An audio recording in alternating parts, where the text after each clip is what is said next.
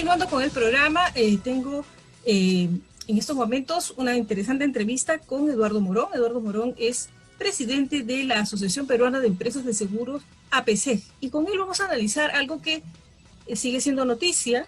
Hay una comisión de reforma integral del sistema previsional peruano en el Congreso, y esta comisión, si bien no hay un documento todavía terminado de las cosas, de los avances que nos estamos enterando, sí podemos deducir varias cosas. Por lo pronto proponen crear un organismo público de pensiones, tomen nota, organismo público de pensiones.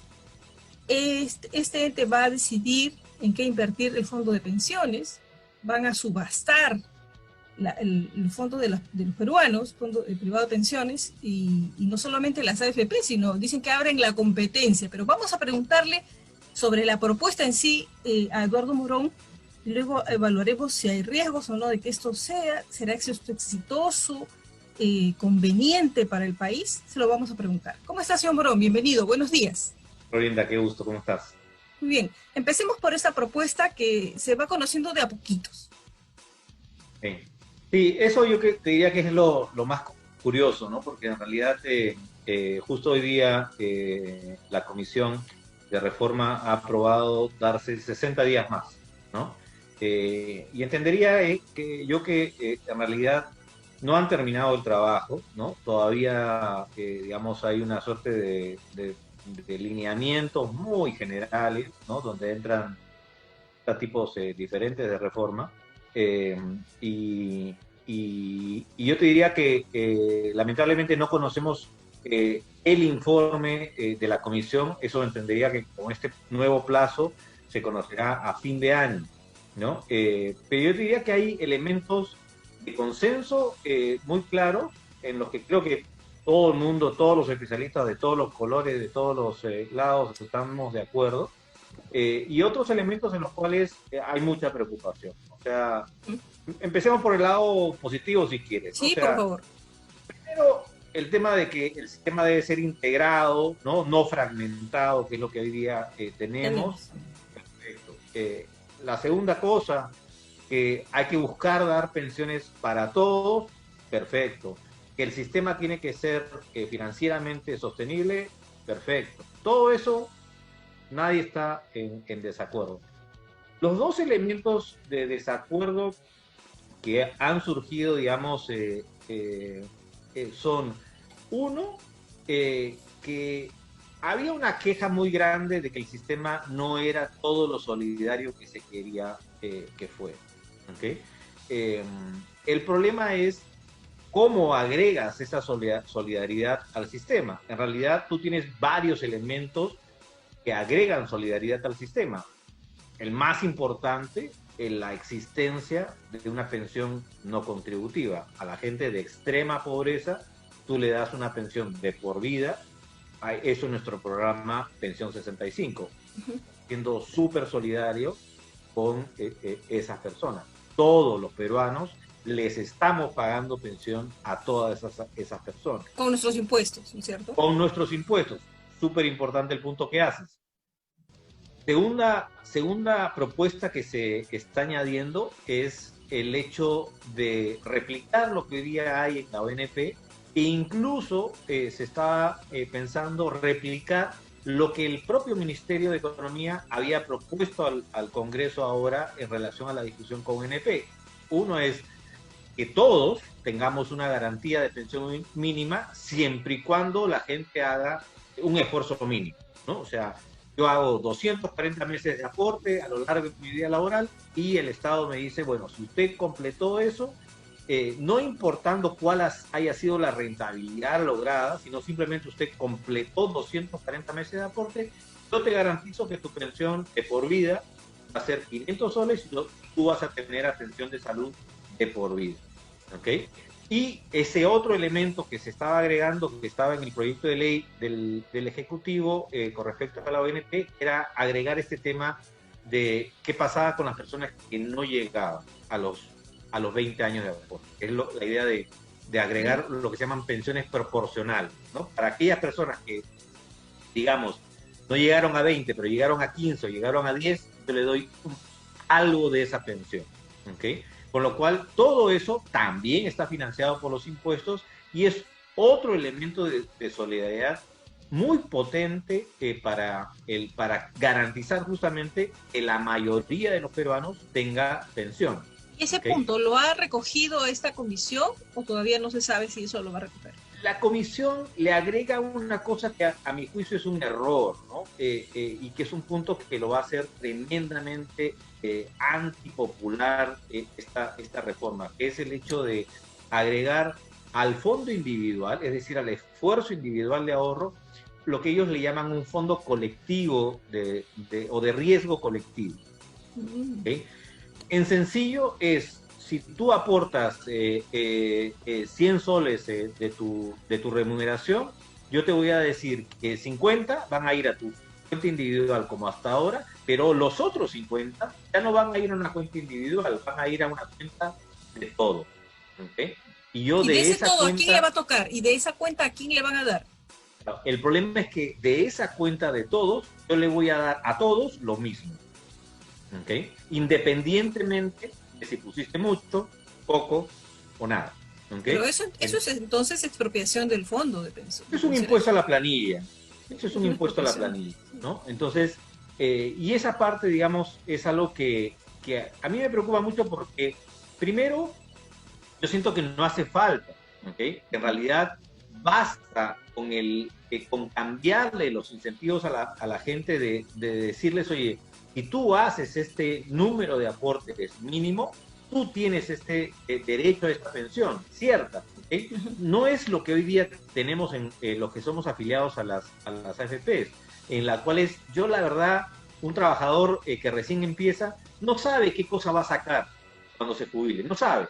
¿Okay? Sí. Acá tú le estás diciendo, no, si tú completas 240 meses de aporte, llueva o truene, tengamos pandemia o no tengamos pandemia, vas a tener una pensión de por lo menos 500 soles. ¿Okay? Entonces le estamos cambiando la propuesta, la promesa del sistema, se las estamos cambiando a esa gran masa de población que es justamente la que... ¿Y así ya no hay incentivo a aportar más al fondo? Bueno, para no tener un fondo más grande. En realidad, ese incentivo, mientras tú mantengas cuentas individuales, está perfectamente alineado, porque cualquier aporte adicional va para mí. ¿Okay? Cuando yo tengo este tema de cuentas colectivas, al contrario, justamente el problema que va a generar es, oye, ¿sabes qué? Yo no quiero participar, ¿okay? O quiero subdeclarar. O aporto lo mínimo porque exactamente, no entonces se genera este problema de aprovecharse del sistema, ¿no? Entonces, claro. Eso es un error, la verdad que eso es un error porque si hay algo que tenemos como problema ahorita en el sistema, justamente la baja participación, ¿no? Sí, ahora, solamente participan los dependientes y todos los demás no participan, ¿no? Ahora, señor Morón, otro tema. Esta bajo la bandera de la competencia, es decir, subastar los fondos de pensiones, no solo a las AFPs, sino a otras entidades financieras, ¿es necesario? ¿Qué opina de esto? Hay un reclamo... Pero que eso está eso también se ha dicho de parte de esta comisión, ¿no? Eso también lo están poniendo como bandera de esta propuesta. Digamos, hay un reclamo súper común, ¿no? Todo el mundo reclama que el sistema cueste menos, ¿no? La provisión de pensiones cueste menos. Pero, y ahí va el segundo punto de disenso. Curiosamente se nos ocurre, o se les ocurre a los asesores de esta comisión, proponer que sea el Estado el administrador de todo el sistema, ¿no? Cuando sabemos perfectamente que el Estado jamás va a tener una motivación de ser eficiente. Entonces, y cuando uno piensa en el costo de proveer pensiones, por un lado está la parte de la administración propiamente de los recursos, que como bien dices tú, la idea es subastarlo a diferentes gestores, dentro de los cuales estarán las AFP, pero estarán otros, ¿no? Pero después está la parte, digamos, del back office, la administración de recaudación, la administración de, oye, la empresa no hizo el aporte, yo tengo que meterle juicio, ¿no?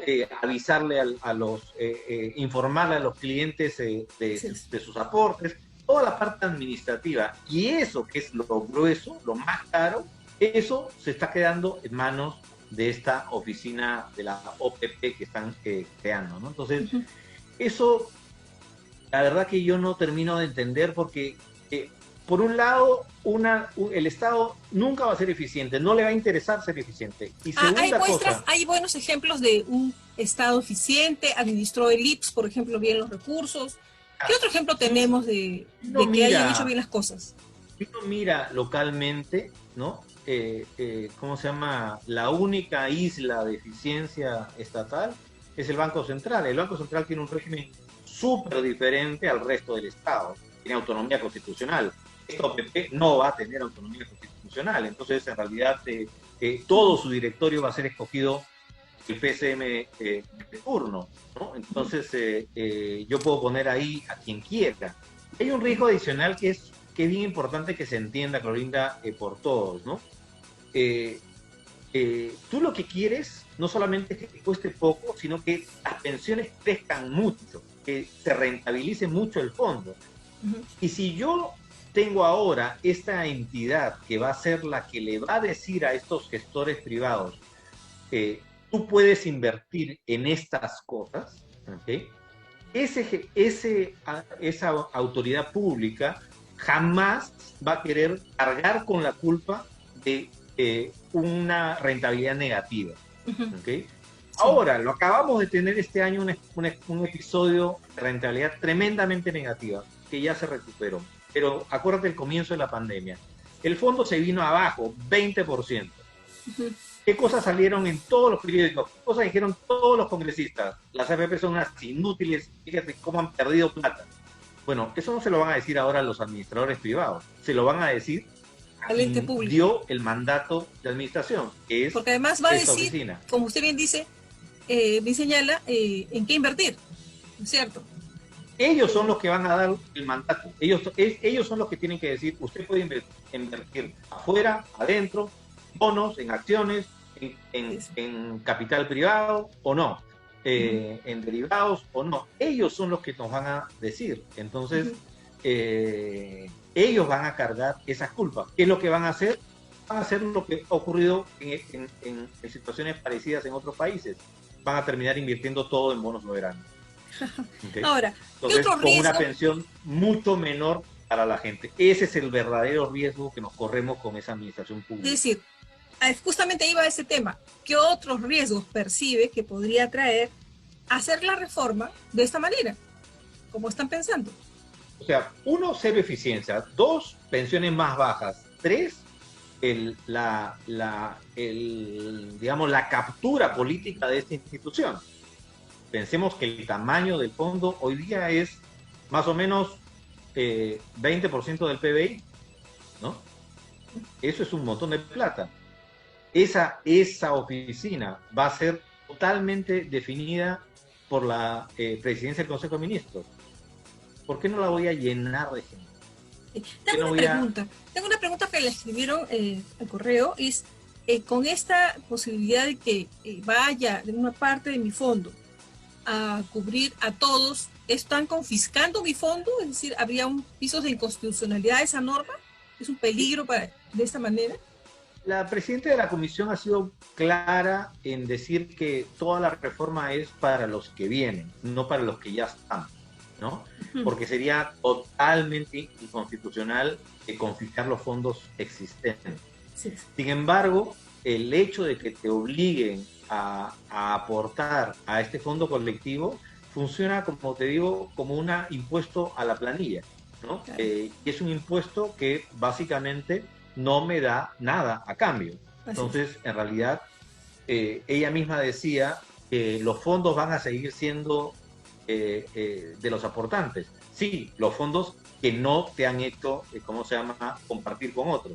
El resto va a ser, ¿cómo se llama?, colectivo, y por lo tanto, tú no te estás beneficiando mayoritariamente de ese aporte. Entonces, Muy bien. por más que sea que, porque acuérdate que están hablando de que probablemente se amplíe la tasa de aporte y parte de ese aporte venga de las empresas. ¿Okay?